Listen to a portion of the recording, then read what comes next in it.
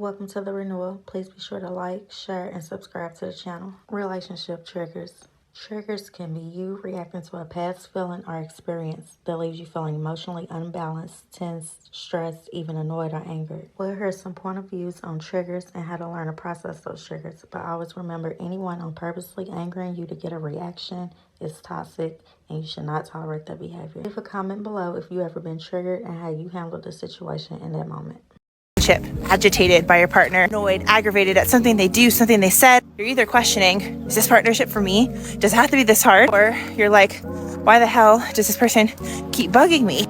Is this person for me? That's my love. I cannot answer for you, but I can share with you how powerful triggers are. Triggers are those things that just make your blood boil. A relationship's not going to be perfect.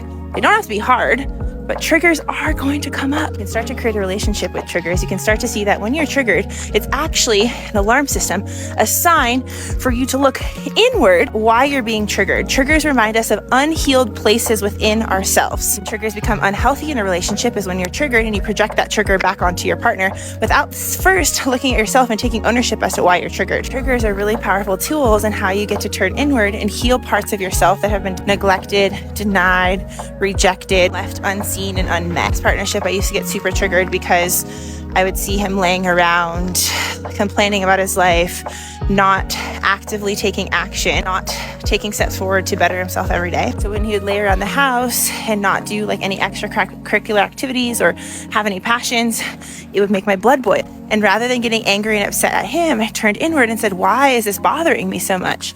What it actually was I was not doing the things that I wanted to do to propel my life forward. I wasn't keeping to my own word and keeping integrity with my own word with myself. As our partners are mirrors to us, we can either get triggered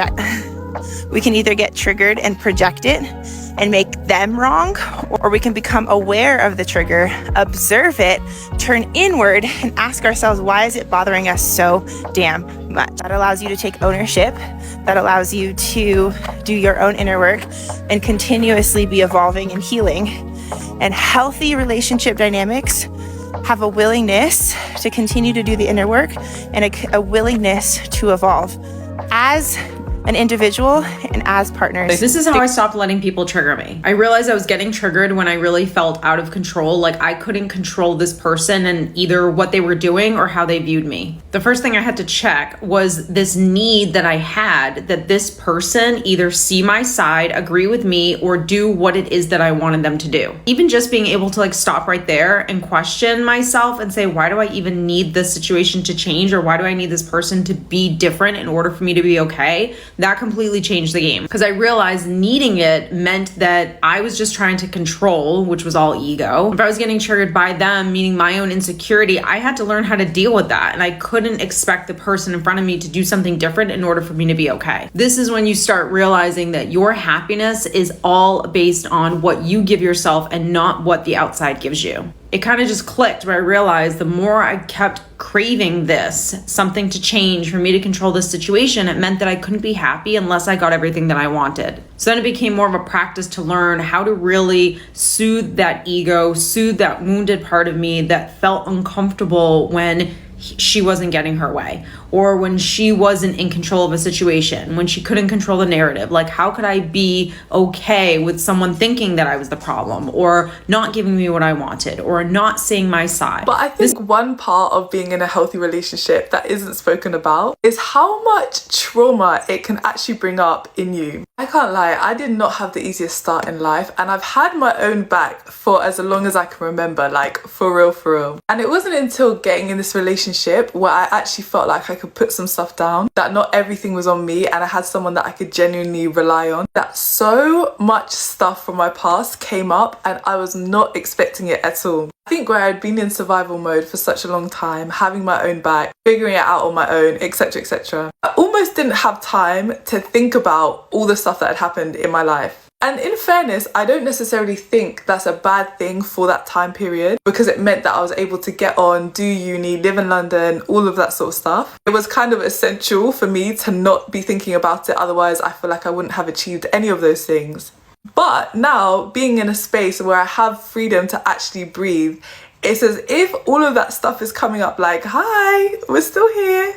Time to address it. And it threw me all the way off guard. Girls, I cannot tell you. Kind of reminds me of when you're at school and you're fine the whole time that you're in school, in classes. It gets to Christmas break and all of a sudden you fall ill and you're like, I couldn't have been ill when I was at school and enjoyed the break that I'm on. But that break is a sign to your body that it can actually rest and it has the time to be ill and show you all the things that you are missing out on. And being in this relationship and dealing with the things from my past, it feels kind of like that. As if my brain is like, okay, now you have a solid foundation, we're going to bring everything up because you're supported and safe enough to actually look at it. And I think don't be afraid to let that healing in, because you just have no idea how many more doors it can open for you. I'm the type of person where I really do want to work through the things of my past because I feel like it's the only way that you truly move on from them. And as difficult as it has been, don't get me wrong, I have had many sad days. It also does feel like, oh my gosh, what a relief that I'm doing this now and not in however many years time. I turn 27 at the end of the year and I always think about the person that I want to be going into my 30s. I can't wait until I'm 30. And that version of me looks like a version who has gone through all of the things that I'm dealing with now. Don't be afraid of healing. Don't be afraid of when things come up. Work through it, sit through it, heal through it, and know that you deserve to be that version of yourself that's on the other side of doing that.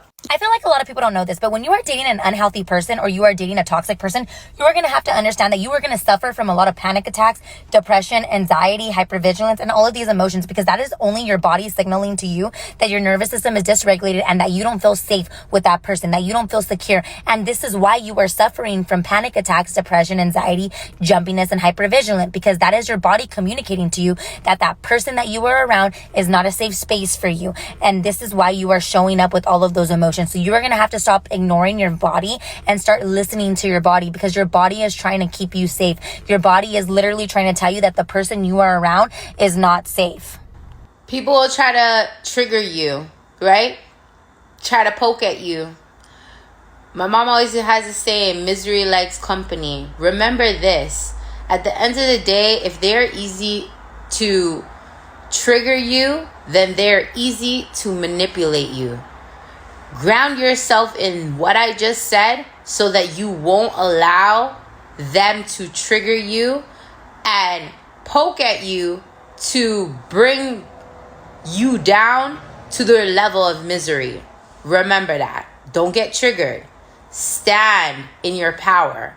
Do not allow them to take your power away by triggering you. It was my first sign to get out. Right?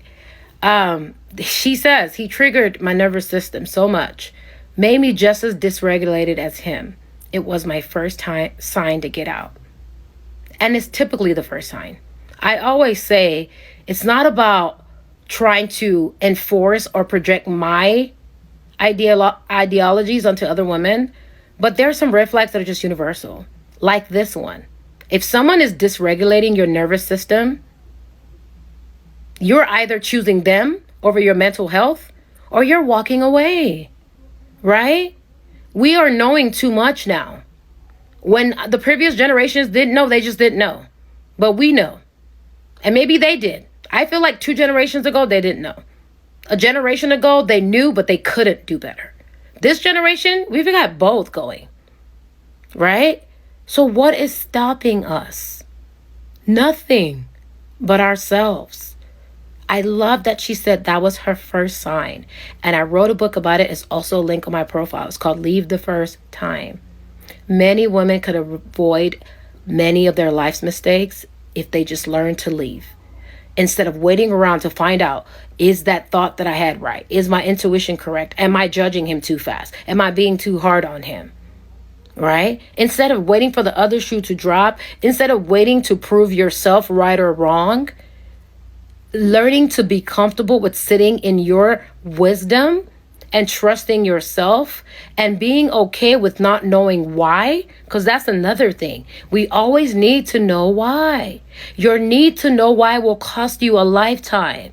It's not worth it, ladies. Should you be with a man that is putting you in fight or flight? No. Should you be with a man that makes you feel unsafe No. Should you be with a man that triggers you in a sense of helping you see bad patterns within yourself? Is that healthy? Yes. If you are with a partner that keeps you complacent, that never makes you feel uncomfortable, that never challenges your beliefs, you're with the wrong partner. You need someone that is consistently helping you grow, because that's what's going to keep you interested. That's what's going to keep him interested. I will say there are some signs, things that he's not the right person for you. So for instance, if you can't stand how this man smells, like example, my ex-boyfriend who was very abusive to me, he always stunk to me. Like he smelled like vinegar, and I never understood, why does this man always smell like vinegar? It is because literally our hormones are the way that our bodies are transmuting chemically.